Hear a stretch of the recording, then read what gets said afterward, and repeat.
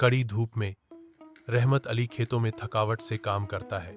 मरियम के आने पर रहमत अली का चेहरा मुस्कुराहट से खिल उठता है, जो पानी ला रही है। मेरी जिंदगी तुम्हारे बगैर अधूरी है मरियम, रहमत अली कबूल करता है।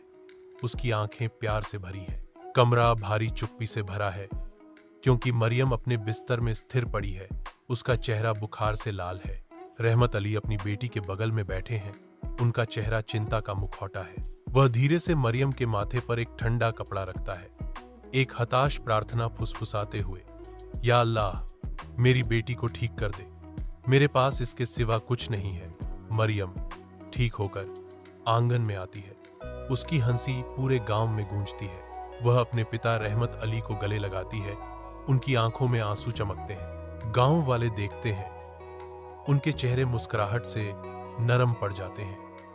ये बाप बेटी नहीं, बल्कि फरिश्ते हैं।